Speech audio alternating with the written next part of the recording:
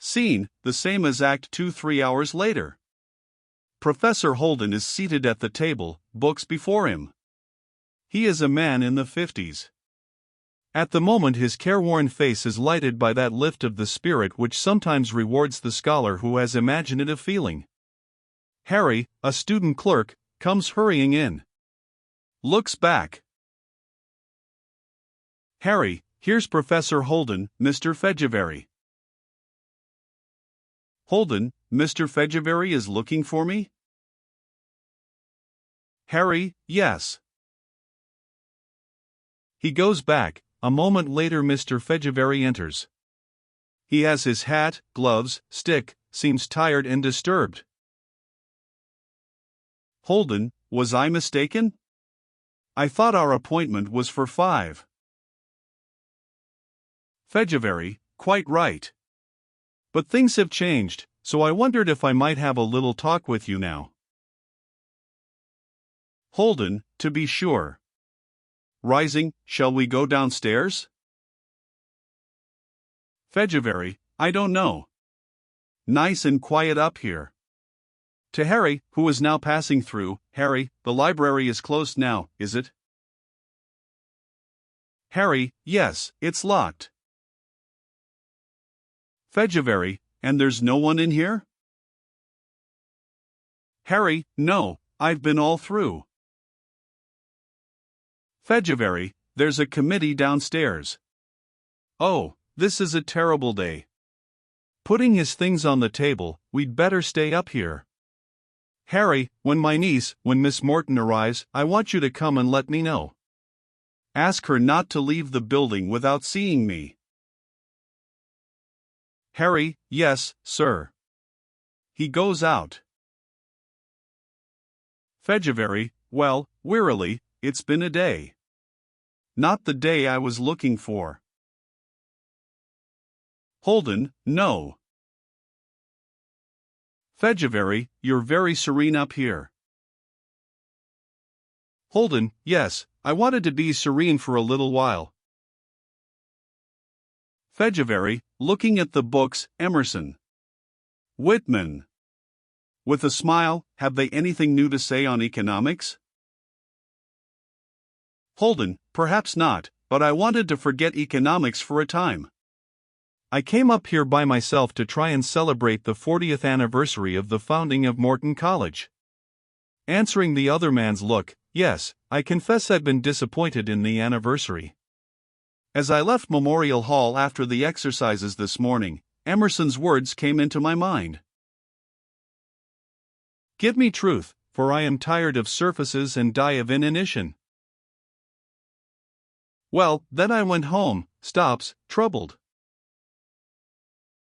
Fegevary, how is Mrs. Holden? Holden, better, thank you, but not strong. Fegevary, she needs the very best of care for a time, doesn't she? Holden, yes. Silent a moment, then, this is something more than the 40th anniversary, you know. It's the 1st of the month. Fegevary, an illness hasn't reduced the bills?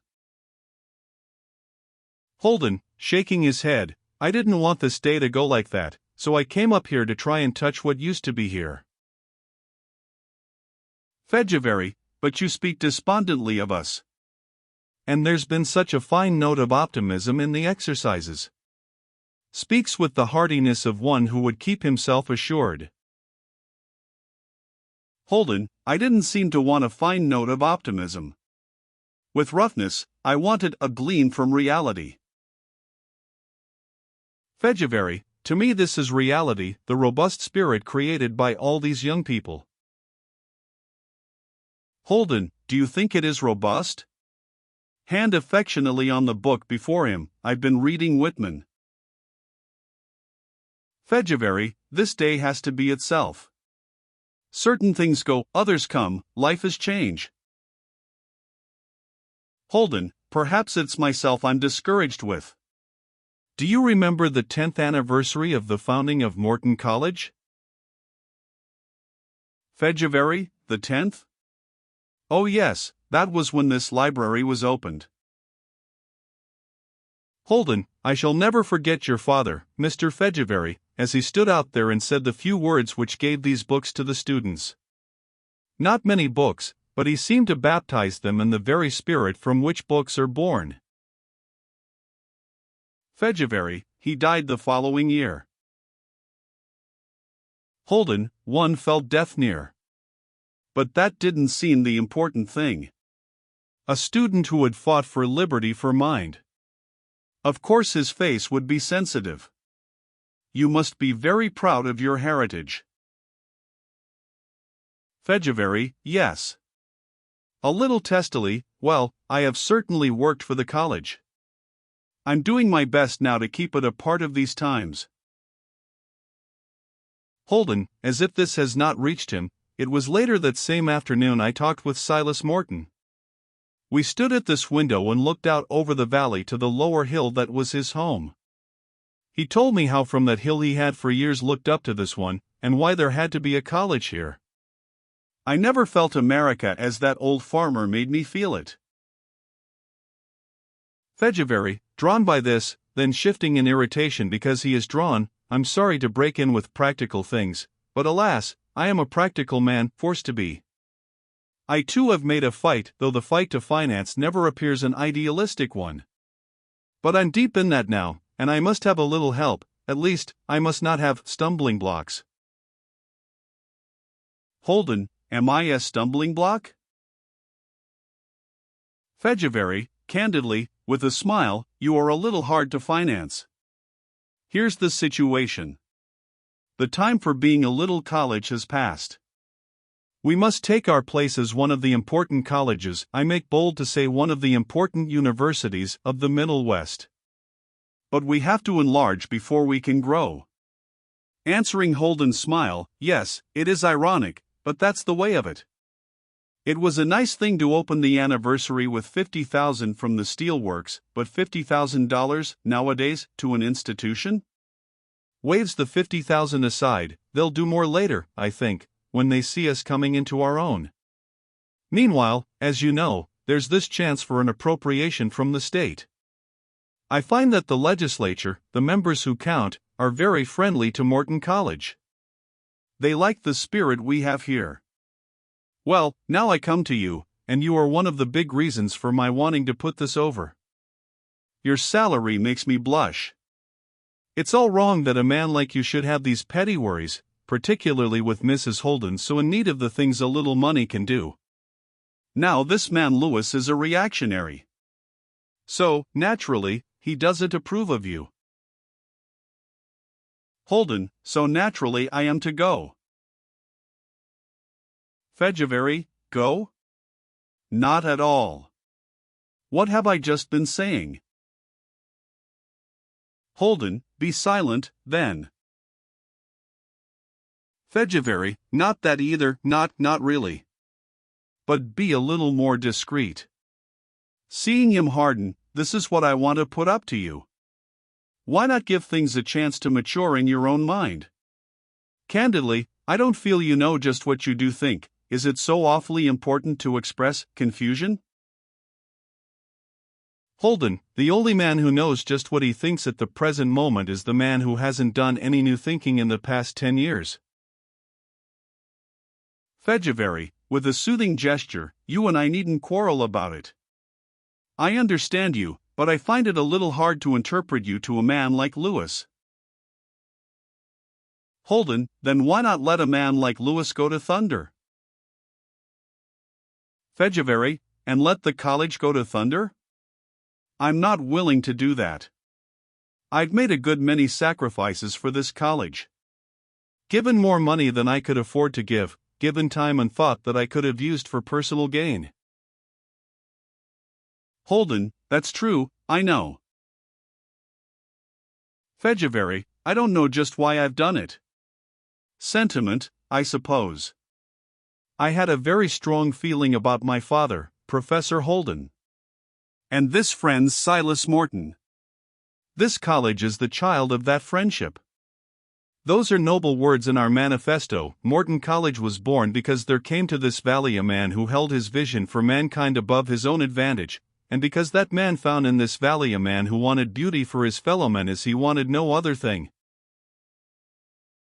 Holden, taking it up, bored of the fight for freedom and the aspiration to richer living, we believe that Morton College, rising as from the soil itself, may strengthen all those here and everywhere who fight for the life there is in freedom, and may, to the measure it can, loosen for America the beauty that breathes from knowledge. Moved by the words he has spoken, do you know, I would rather do that, really do that, than grow big. February, yes. But you see, or rather, what you don't see is, you have to look at the world in which you find yourself. The only way to stay alive is to grow big. It's been hard, but I have tried to carry on. Holden, and so have I tried to carry on. But it is very hard, carrying on a dream. February, well, I'm trying to make it easier. Holden, make it easier by destroying the dream? February, not at all.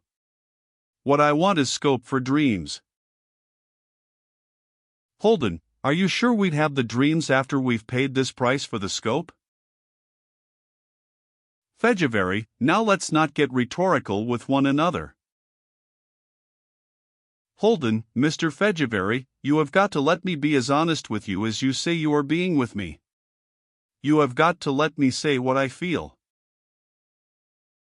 February, certainly.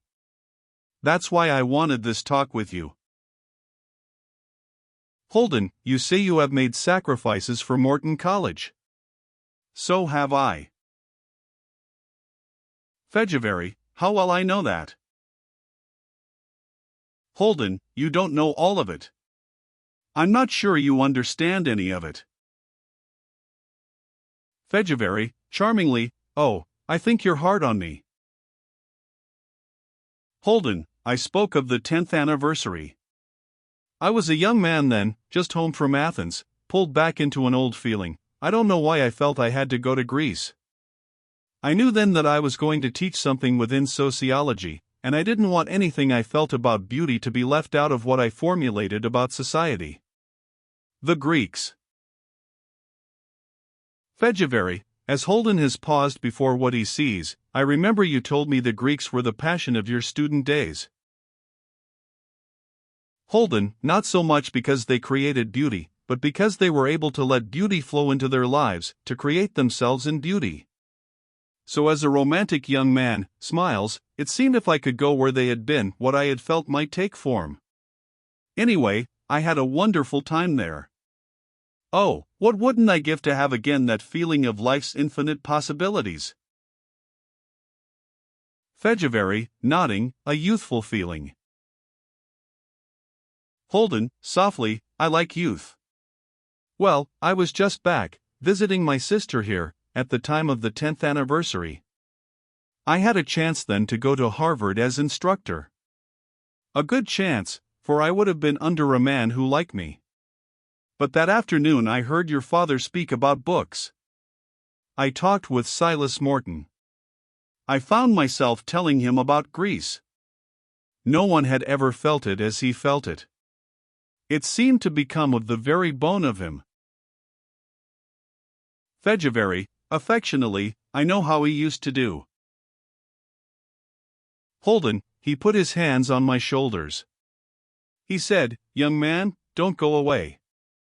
We need you here. Give us this great thing you've got. And so I stayed, for I felt that here was soil in which I could grow, and that one's whole life was not too much to give to a place with roots like that.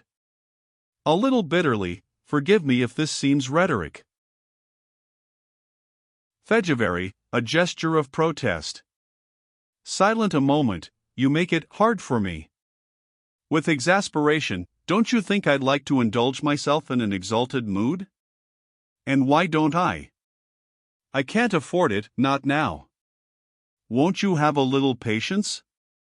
And faith that the thing we want will be there for us after we've worked our way through the woods. We are in the woods now. It's going to take our combined brains to get us out. I don't mean just Morton College. Holden, no, America. As to getting out, I think you are all wrong. Fedjaveri, that's one of your sweeping statements, Holden. Nobody's all wrong. Even you aren't. Holden, and in what ways am I wrong, from the standpoint of your Senator Lewis? Fedjaveri, he's not my Senator Lewis, he's the state's, and we have to take him as he is. Why, he objects, of course, to your radical activities. He spoke of your defense of conscientious objectors. Holden, slowly, I think a man who is willing to go to prison for what he believes has stuff in him no college needs turn its back on. Fedjaveri, well, he doesn't agree with you, nor do I. Holden, still quietly, and I think a society which permits things to go on which I can prove go on in our federal prisons had better stop and take a fresh look at itself. To stand for that and then talk of democracy and idealism, oh, it shows no mentality, for one thing. Fedjaveri, easily, I presume the prisons do need a cleaning up. As to Fred Jordan, you can't expect me to share your admiration. Our own Fred, my nephew Fred Morton, went to France and gave his life. There's some little courage, Holden, in doing that. Holden, I'm not trying to belittle it. But he had the whole spirit of his age with him, fortunate boy. The man who stands outside the idealism of this time. Fedjaveri takes a good deal upon himself, I should say. Holden, there isn't any other such loneliness. You know in your heart it's a noble courage. Fedjaveri, it lacks humility.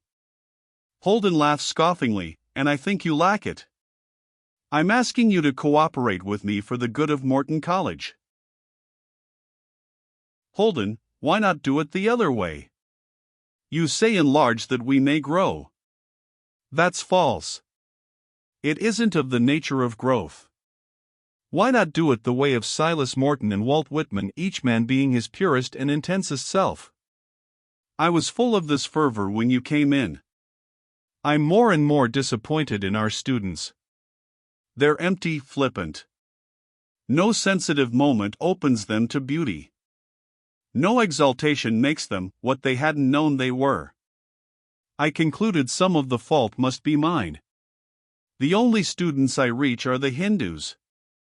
Perhaps Madeline Morton, I don't quite make her out. I too must have gone into a dead stratum. But I can get back.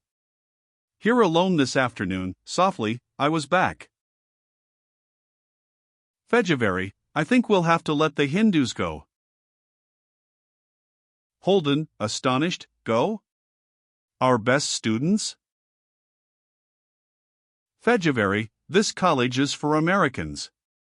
I'm not going to have foreign revolutionists come here and block the things I've spent my life working for.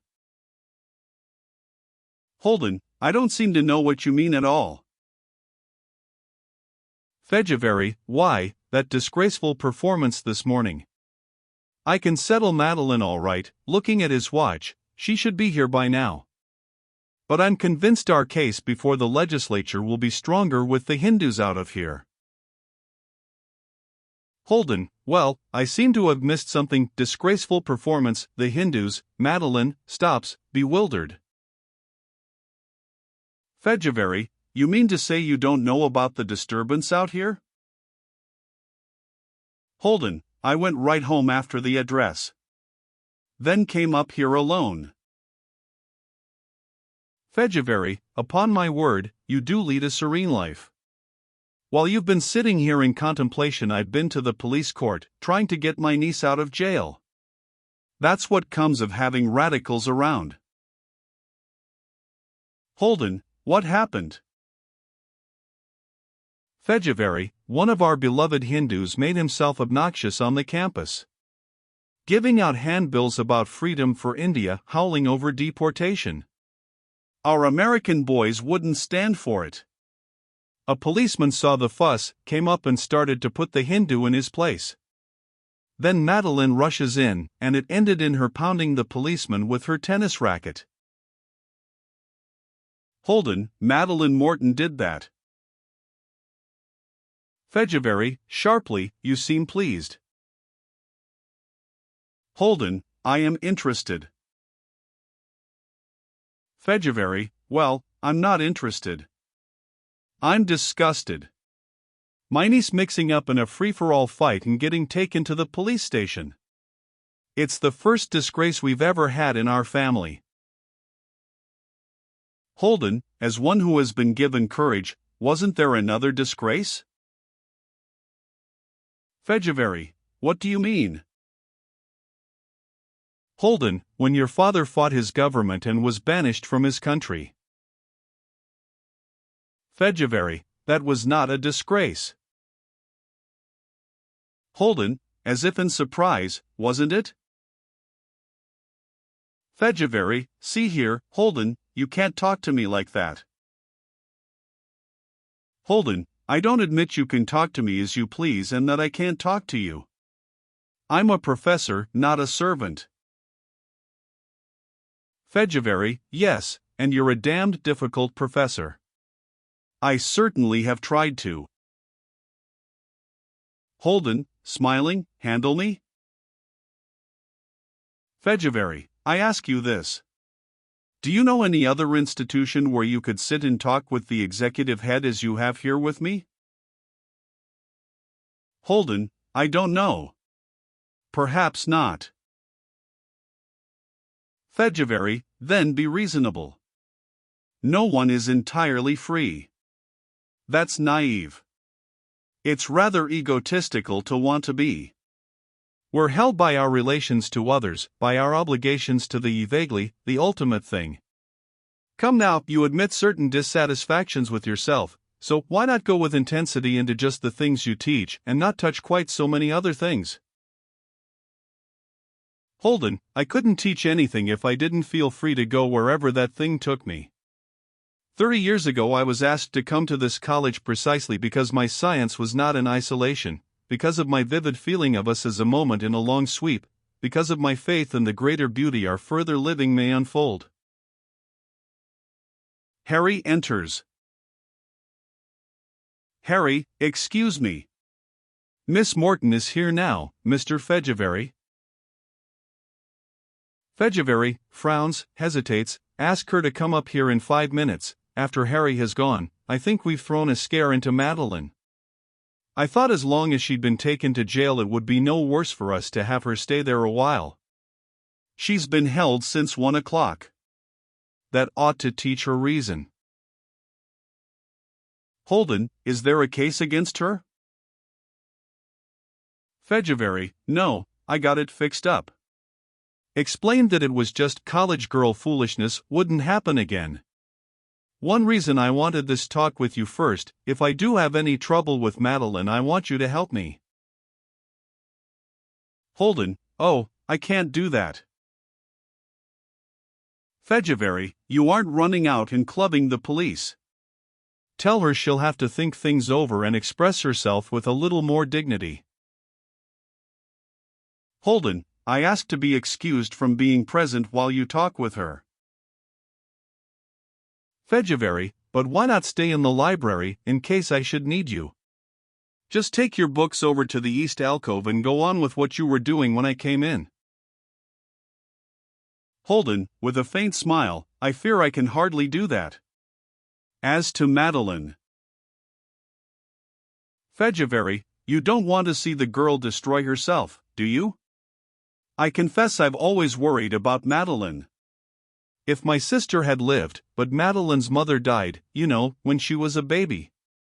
Her father, well, you and I talked that over just the other day, there's no getting to him. Fred never worried me a bit, just the fine normal boy. But Madeline, with an effort throwing it off, oh, it'll be all right, I haven't a doubt. And it'll be all right between you and me, won't it? Caution over a hard strip of the road, then bigger things ahead. Holden, slowly, knowing what it may mean, I shall continue to do all I can toward getting Fred Jordan out of prison. It's a disgrace to America that 2 years after the war closes he should be kept there much of the time in solitary confinement because he couldn't believe in war. It's small, vengeful, it's the Russia of the czars. I shall do what is in my power to fight the deportation of Gurkul Singh. And certainly I shall leave no stone unturned if you persist in your amazing idea of dismissing the other Hindus from college. For what, I ask you? Dismissed, for what? Because they love liberty enough to give their lives to it. The day you dismiss them, burn our high-sounding manifesto, Mr. Fejevari, and admit that Morton College now sells her soul to the Committee on Appropriations. Fejevari, well, you force me to be as specific as you are. If you do these things, I can no longer fight for you. Holden, very well then, I go. Fejevari, go where? Holden, I don't know, at the moment. Fejevari, I fear you'll find it harder than you know. Meanwhile, what of your family? Holden, we will have to manage some way. Fejevari, it is not easy for a woman whose health, in fact, whose life is a matter of the best of care to manage some way. With real feeling, what is an intellectual position alongside that reality? You'd like, of course, to be just what you want to be, but isn't there something selfish in that satisfaction? I'm talking as a friend now, you must know that. You and I have a good many ties, Holden. I don't believe you know how much Mrs. Fejevari thinks of Mrs. Holden. Holden, she has been very, very good to her. Fejevari, and will be. She cares for her. And our children have been growing up together, I love to watch it. Isn't that the reality? Doing for them as best we can, making sacrifices of every kind. Don't let some tenuous, remote thing destroy this flesh and blood thing. Holden, as one fighting to keep his head above water, honesty is not a tenuous, remote thing. Fejevari, there's a kind of honesty in selfishness. We can't always have it. Oh, I used to go through things. But I've struck a pace, one does, and goes ahead. Holden, forgive me, but I don't think you've had certain temptations to selfishness. Fejevari, how do you know what I've had? You have no way of knowing what's in me, what other thing I might have been. You know my heritage, you think that's left nothing? But I find myself here in America. I love those dependent on me. My wife, who's used to a certain manner of living, my children, who are to become part of the America of their time. I've never said this to another human being, I've never looked at myself, but it's pretty arrogant to think you're the only man who has made a sacrifice to fit himself into the age in which he lives. I hear Madeline. This hasn't left me in very good form for talking with her. Please don't go away. Just. Madeline comes in, right. She has her tennis racket. Nods to the two men. Holden goes out, left. Madeline, looking after Holden, feeling something going on. Then turning to her uncle, who is still looking after Holden, you wanted to speak to me, Uncle Felix. Fejevari, of course I want to speak to you. Madeline, I feel just awfully sorry about banging up my racket like this. The second time it came down on this club. Why do they carry those things? Perfectly fantastic, I'll say, going around with a club. But as long as you were asking me what I wanted for my birthday. Fejevari, Madeline, I am not here to discuss your birthday. Madeline, I'm sorry, smiles, to hear that. Fejevari, you don't seem much chastened. Madeline, chastened? Was that the idea? Well, if you think that keeping a person where she doesn't want to be chastens her. I never felt less chastened than when I walked out of that slimy spot and looked across the street at your nice bank. I should think you'd hate to, with friendly concern. Why, Uncle Felix, you look tired out. February, I am tired out, Madeline. I've had a nerve-wracking day. Madeline, isn't that too bad? Those speeches were so boresome, and that old senator person, wasn't he a stuff? But can't you go home now and let Auntie give you tea, Anne? February, sharply, Madeline, have you no intelligence? Hasn't it occurred to you that your performance would worry me a little? Madeline, I suppose it was a nuisance. And on such a busy day. Changing, but if you're going to worry, Horace is the one you should worry about. Answering his look, why, he got it all up. He made me ashamed. February, and you're not at all ashamed of what you have done? Madeline, ashamed? Why, no. February, then you'd better be. A girl who rushes in and assaults an officer. Madeline, earnestly explaining it, but, Uncle Felix, I had to stop him. No one else did. February, Madeline, I don't know whether you're trying to be naive.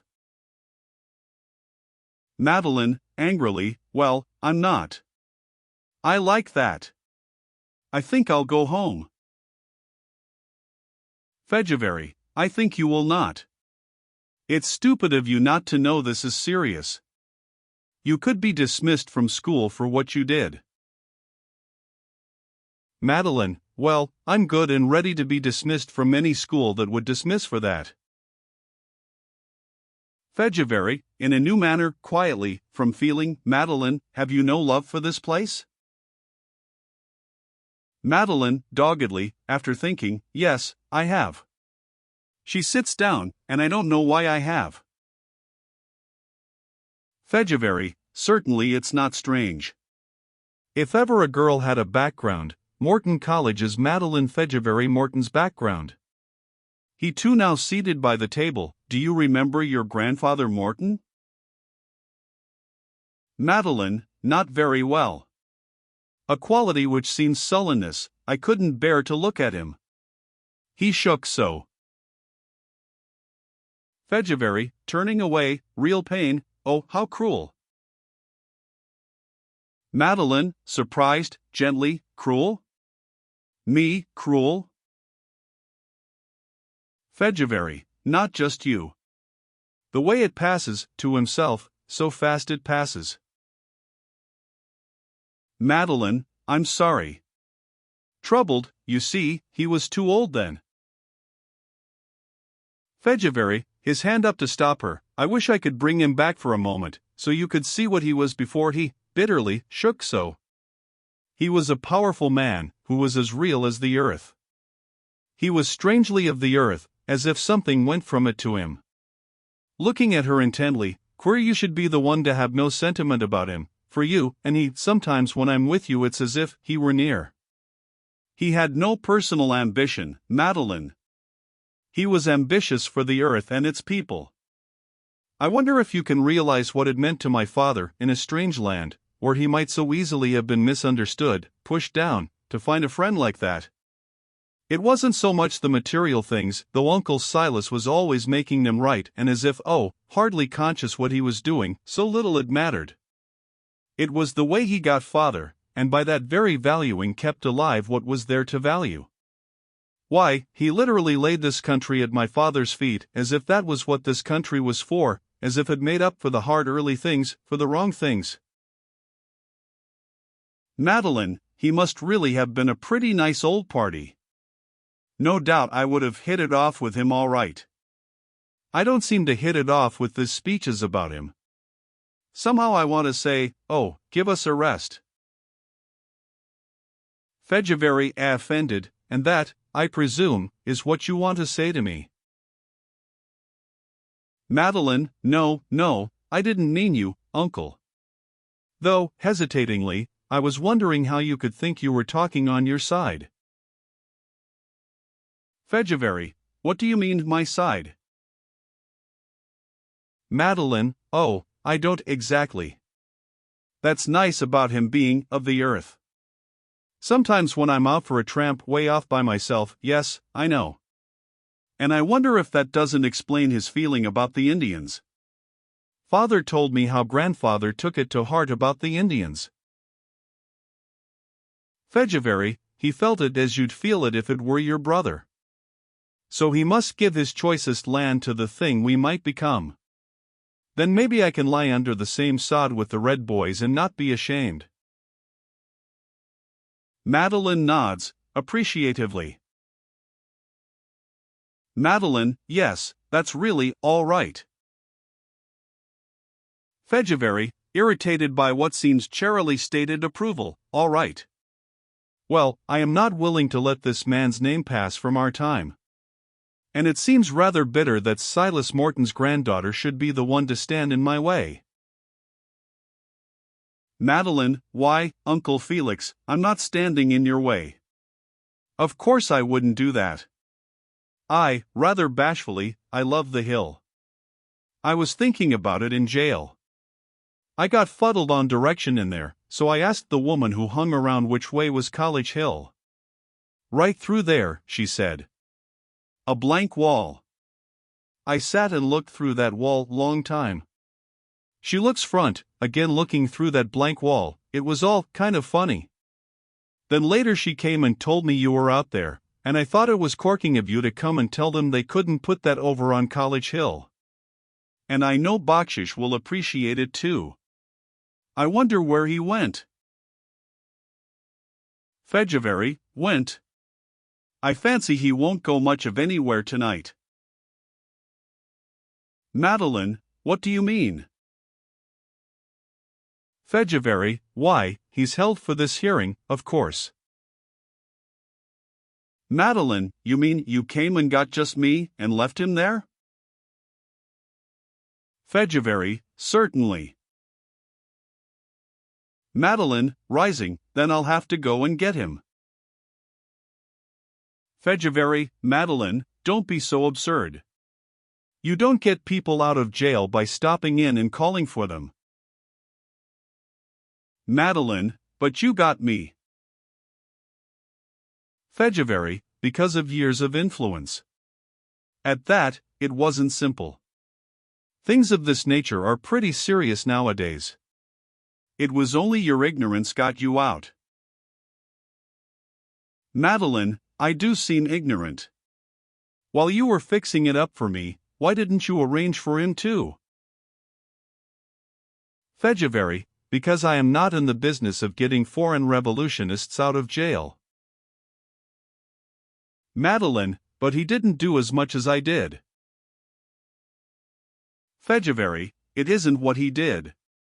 It's what he is. We don't want him here. Madeline, well, I guess I'm not for that. February, may I ask why you have appointed yourself guardian of these strangers? Madeline, perhaps because they are strangers. February, well, they're the wrong kind of strangers. Madeline, is it true that the Hindu who was here last year is to be deported? Is America going to turn him over to the government he fought? February, I have an idea they will all be deported. I'm not so sorry this thing happened. It will get them into the courts, and I don't think they have money to fight. Madeline, giving it clean and straight, gee, I think that's rotten. February, quite likely your inelegance will not affect it one way or the other. Madeline, she has taken her seat again, is thinking it out. I'm 21 next Tuesday. Isn't it on my 21st birthday I get that money Grandfather Morton left me? February, what are you driving at? Madeline, simply, they can have my money. February, are you crazy? What are these people to you? Madeline, they're people from the other side of the world who came here believing in us, drawn from the far side of the world by things we say about ourselves. Well, I'm going to pretend, just for fun, that the things we say about ourselves are true. So if you'll arrange so I can get it, Uncle Felix, as soon as it's mine. February, and this is what you say to me at the close of my years of trusteeship. If you could know how I've nursed that little legacy alone until now, it is, breaking off in anger, I shall not permit you to destroy yourself. Madeline, quietly, I don't see how you can keep me from destroying myself. February, looking at her, seeing that this may be true. In genuine amazement and hurt, why, but it's incredible. Has my house been nothing to you all these years? Madeline, I've had my best times at your house. Things wouldn't have been very gay for me without you all, though Horace gets my goat. February, and does your Aunt Isabel get your goat? Madeline, I love Auntie. Rather resentfully, you know that. What has that got to do with it? February, so you are going to use Silas Morton's money to knife his college. Madeline, oh, Uncle Felix, that's silly. February, it's a long way from silly. You know a little about what I'm trying to do, this appropriation that would assure our future. If Silas Morton's granddaughter casts in her lot with revolutionists, Morton College will get no help from the state. Do you know enough about what you are doing to assume this responsibility? Madeline, I am not casting in my lot with revolutionists. If it's true, as you say, that you have to have money in order to get justice. February, I didn't say it. Madeline, why, you did, Uncle Felix. You said so. And if it's true that these strangers in our country are going to be abused because they're poor, what else could I do with my money and not feel like a skunk? February, trying a different tack, laughing, oh, you're a romantic girl, Madeline, skunk and all. Rather nice, at that. But the thing is perfectly fantastic, from every standpoint. You speak as if you had millions. And if you did, it wouldn't matter, not really. You are going against the spirit of this country, with or without money, that can't be done. Take a man like Professor Holden. He's radical in his sympathies, but does he run out and club the police? Madeline, in a smoldering way, I thought America was a democracy. February, we have just fought a great war for democracy. Madeline, well, is that any reason for not having it? February, I should think you would have a little emotion about the war, about America, when you consider where your brother is.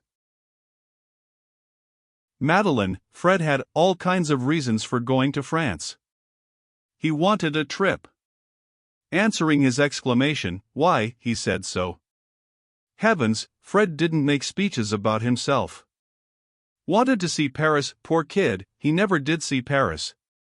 Wanted to be with a lot of fellows, knock the Kaiser's block off N-War, get a French girl. It was all mixed up, the way things are. But Fred was a pretty decent sort. I'll say so. He had such kind, honest eyes. This has somehow said itself, her own eyes close and what her shut eyes see makes feeling hot, one thing I do know. Fred never went over the top and out to back up the argument you're making now. February, stiffly, very well, I will discontinue the argument I'm making now. I've been trying to save you from pretty serious things. The regret of having stood in the way of Morton College, his voice falling, the horror of having driven your father insane. Madeline, what? February, one more thing would do it. Just the other day I was talking with Professor Holden about your father. His idea of him relates back to the pioneer life, another price paid for this country. The lives back of him were too hard. Your great-grandmother Morton, the first white woman in this region, she dared too much, was too lonely, feared and bore too much. They did it, for the task gave them a courage for the task. But it left a scar. Madeline, and father is that, can hardly say it, scar. Fighting the idea, but grandfather Morton was not like that. February, no, he had the vision of the future, he was robust with feeling for others. Gently, but Holden feels your father is the dwarfed pioneer child. The way he concentrates on corn excludes all else, as if unable to free himself from their old battle with the earth. Madeline, almost crying, I think it's pretty terrible to wish all that on poor father. February, well, my dear child, its life has wished it on him. It's just one other way of paying the price for his country. We needn't get it for nothing. I feel that all our chivalry should go to your father in his heritage of loneliness. Madeline, father couldn't always have been dwarfed. Mother wouldn't have cared for him if he had always been like that. February, no, if he could have had love to live in. But no endurance for losing it. Too much had been endured just before life got to him. Madeline, do you know, Uncle Felix, I'm afraid that's true? He nods. Sometimes when I'm with father I feel those things near, the too much, the too hard, feel them as you'd feel the cold. And now that it's different, easier, he can't come into the world that's been earned. Oh, I wish I could help him. As they sit there together, now for the first time really together, there is a shrill shout of derision from outside.